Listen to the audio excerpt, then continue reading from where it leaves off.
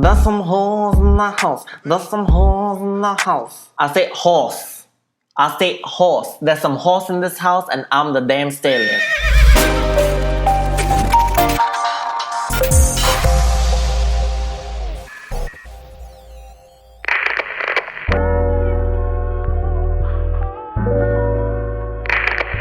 Tis I, Johnny Castellar.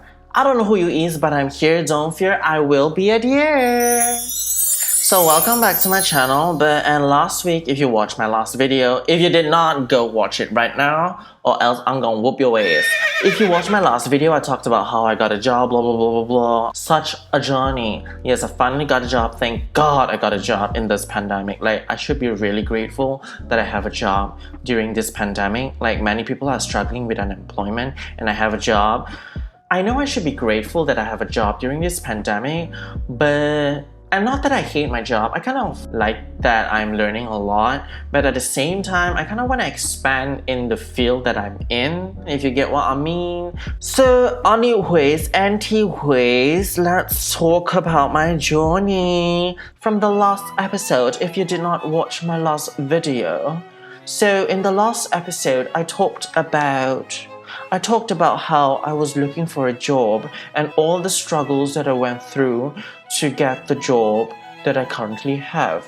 So now, in this episode, I'm going to talk about the struggles that I faced when I came here. Oh my god. You're the fucking joke, Louise! It's so annoying. Back in Iowa, as an international student, the car is the least of my concerns. Like, I have friends who can drive, that's what they're good for. Like, beg your friends to send you to Walmart to buy groceries and shit. So, and then there is student activities. So, international students like myself, we rely on our friends, we rely on the school to kind of provide transportation to go to places, or else you're just gonna be stuck on campus forever, and that's our lives. I don't need a car, so I did not take my license because that's just gonna take time off away from me getting a good grade for my college. So when I know that I'm going to have to drive 17 hours, I have a friend, you remember that friend, the kind friend, that generous friend who kind of let me crash in his place, in his living room. So he was actually willing to kind of drive me all the way down. Oops, did I just reveal where I'm going to? It's a 17 hours drive, and it's not a fun journey to begin with. Okay, so 17 hours, but eventually, it is fated. It is such a coincidence that his car broke down. What? And he's unable to fix his car on time, so I have to go there by myself, and I do need transportation when I'm at that place, so I have to get a license. My god, that was gross. I'm sorry for that. So I need to have my driver's license because I don't have a driver's license, and like I said, it's the first week of July that I have the offer. So in the second week, I need to do a few things. I need to get my license, and by getting my license, I meant taking the computer exam and taking the on-the-road exam. And let me tell you this, when Miss Corona came to do her infamous infectious dance,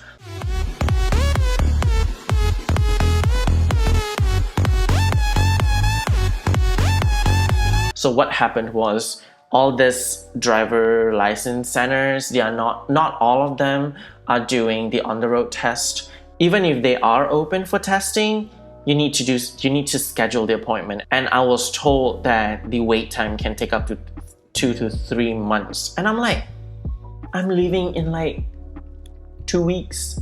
I don't have that time. But anyways, I don't give a shit. I studied for my computer exam, not that there's much, because I drove back home. So I know how to drive. It's just the other, it's the other side. So I drive on the opposite roads. Like, it's just confusing coming here to see that this is so confusing. Why is everything upside down? So I went to take the computer exam, and I passed with flying colors.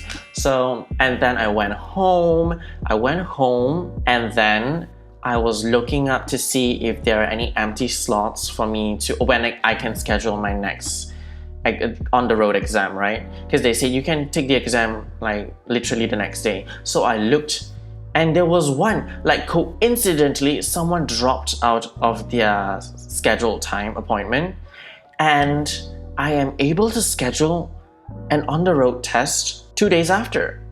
Like literally, like I took my computer exam on Tuesday, I can take my on-the-road exam on Thursday. How good is that? God is just blessing me. Okay, one catch is I have to drive like 2 hours from where I was. I have to drive 2 hours-ish to Mason City to take the exam. And thank God, I passed the on-the-road exam, so I'm good.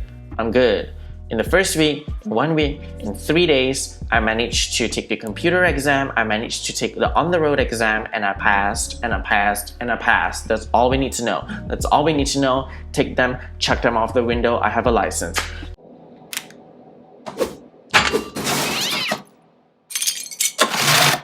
Eat this. And then you know that bridge over the freeway? Yeah? Shit off it. And then after that, my friend was like, you need to get a car, you know, because you need to drive 17 hours down. Like, how are you gonna go there? Like, you're not gonna fly there. Even if you fly there, you have like a ton of stuff that you need to bring. Not that I have a lot of stuff, but I have stuff. It don't make no sense if I were to take a flight. So I have to drive. At the end of the day, I still have to drive. So what happened was, in Facebook Marketplace, we did see some potential cars in Rochester, so we drove up to Rochester because it's not that far. Did we do that? Did we do that on the same day? I don't remember. But anyways, the point is we went all the way up to Rochester. We saw the car and we were not too happy with the car. My friend is a car connoisseur, so he kind of knows a lot about cars, so thank God for that. Like, he helped me a lot with the cars, so thank you for that. Thank you very much for that. We were not happy with the car, so we went to another dealership.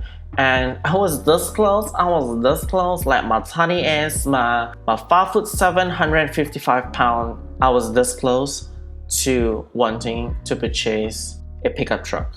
Like a full pickup truck, like the big ass one, where when I come out, I'm gonna look like an ant. Like, I was this close. And my friend was like, this is too clumsy and it's not fuel efficient, like this is not good for you. And I'm like, you know what, you're right. You know what, you're right. You're the car connoisseur, so I'm just gonna listen to you. I'm just gonna be like, well, maybe next time. And eventually, blah, blah, blah, blah, blah, a few days passed and I went to Cedar Falls to look at this car because there's this not too bad of a car, and you know how many miles it has? It has like 140,000 miles, which is not bad for a $3,000 car, okay? $3,000 secondhand car, 140,000 miles is a catch, okay? Granted, there's some issues that we have to face at the back, but it's not a bad car. So I looked at the car, I went in, I sit down on the driver's seat, and the first thing that I see when I look to the front, a Wells Fargo is literally in front of my eyes. I'm like,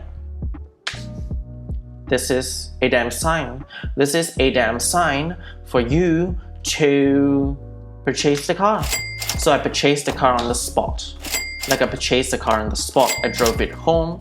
Okay, I was rather happy with it. On Monday, I brought the car to one of my friend's mechanic shops to kind of have it fixed, and I spent like a ton of money. My God. Okay, here are some tips. Here are some hacks that you need to know about. Like, here are some hacks that if I'm looking at the screen instead of here at you guys, the reason is because I need to look at my face, and I'm recording with my iPhone, so that's how broke I am. I don't even have a camera. So forgive me for that. I promise you, within the next few months, I will have a better way of recording myself, okay? I promise you that.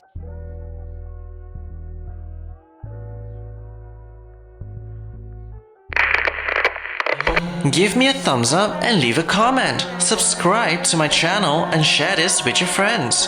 While you're waiting for my next video, here are some videos you can enjoy. Johnny Castellar signing out.